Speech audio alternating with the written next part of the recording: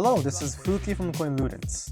This time, I'd like to explain CCC. This is a CCC procedure that can be performed very cleanly and mystifying thanks to an idea I had.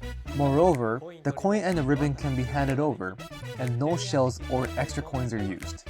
It is not too difficult, so please practice it and add it to your repertoire. Let's begin with the explanation.